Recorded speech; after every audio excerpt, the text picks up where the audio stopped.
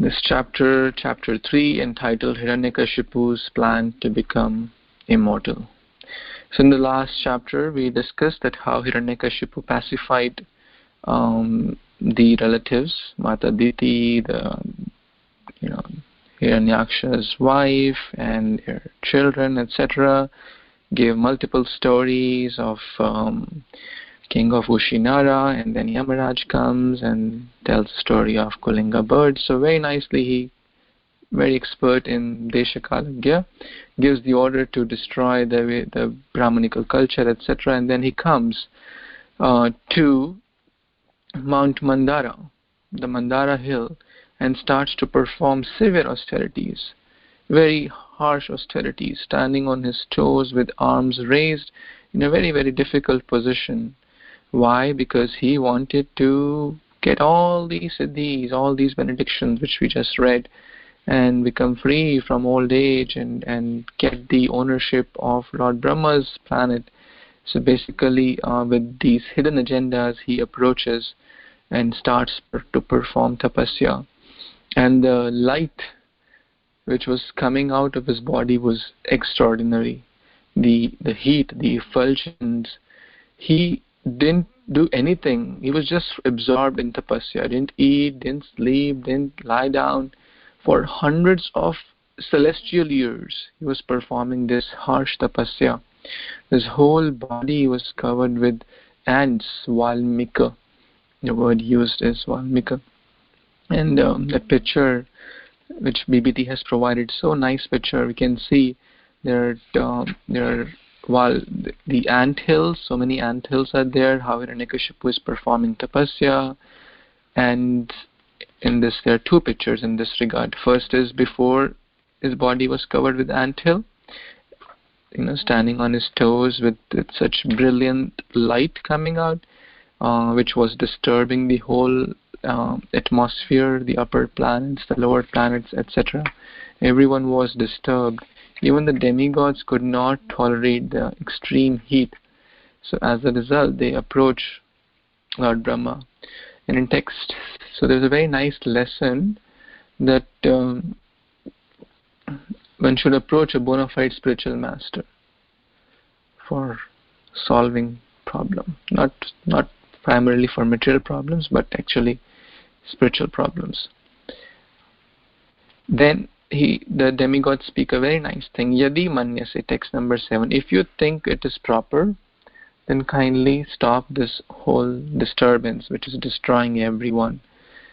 And of course, Lord Brahma knows everything, but still the demigods narrate what is going on, how this heat is destroying, etc. Because of the austerity being performed by Hiraṇyakashipu. So please go and do something without delay. And Prabhupada mentions a very nice point in the purport of text number 12, that the whole material world, everyone is trying to become the master of various devices.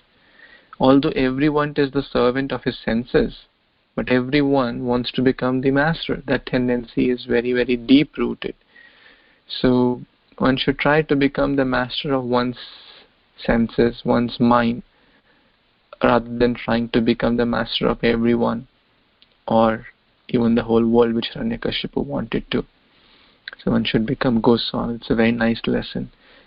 Go means senses, Swami means master. Not by the dress of a sannyasi, but at least in the heart, in the consciousness, but it's not so easy, but we have to continue practicing sincerely. So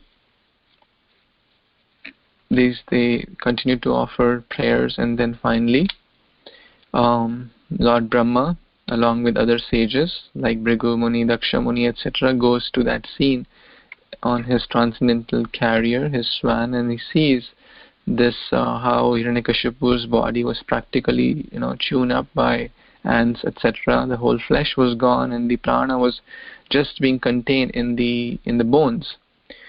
So Prabhupada mentions a very nice point in the text 16 purport. One who performs severe austerities for sense gratification is fearful to the entire world, whereas a devotee who performs even a slight amount of devotional service is friend to everyone. Suhrida Sarva Bhutana. And then we discussed what's the difference in the demigod worship, how it is so harsh and severe, avidhi purvakam, one whose intelligence is stolen, and how Krishna consciousness, like Prabhupada gives the example of Prahlad Maharaj, was a very young boy, did little service, but he could attract the love of the Lord. That was his only intention. So bhakti is very easy, simple, straightforward, and the recommended path. Demigod worship is not the recommended path. And then multiple examples are also given, like watering the root of the tree, etc.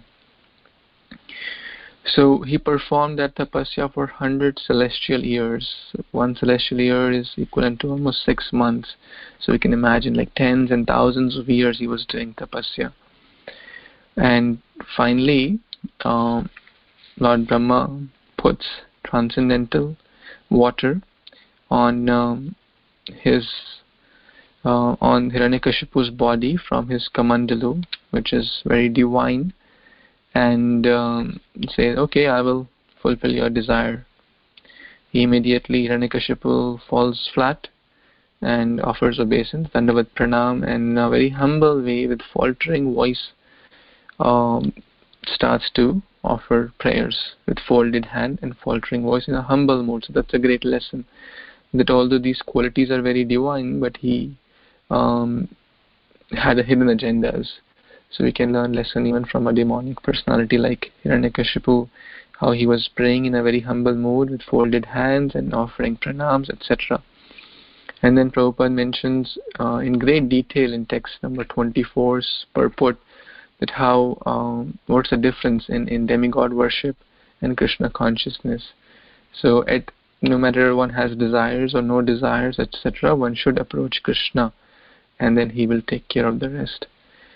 And then finally Hiraṇyakashipu starts to offer prayers or glorify Lord Brahma, and he goes to great extent. The adjectives which he used to glorify Lord Brahma from text 26 onwards are basically used to the Supreme Lord, like oh, you are the original, you are the three modes take your shelter, you are the cause of everything, you are omniscient, you are omnipresent, omnipotent, and you are beyond this material world, and nothing can change you, eternal time. All these prayers are words of glorification, that you are the controller of the three energies, the Brahman, Paramatma, Bhagwan. It goes to a great extent from 26 to text number 34. He's offering prayers. Then text 35 onwards, he asks he comes to his point. All that buttering, all that flattering was for this thing, that I want these desires, which we discussed today in great details. I will not repeat all those, but in short, he was very smart that no situation could kill him. He put forward different conditions, like no animal should kill, no place should kill, no weapon should kill, etc. That basically he wanted to become immortal and get all the mystic powers, all the siddhis, etc. And this was his desire. So that's how the chapter is entitled. Hiraṇyakashipu plans to become immortal. We will see in the following chapters whether his plans were successful, whether he didn't, whether he became immortal or not. We'll see that later.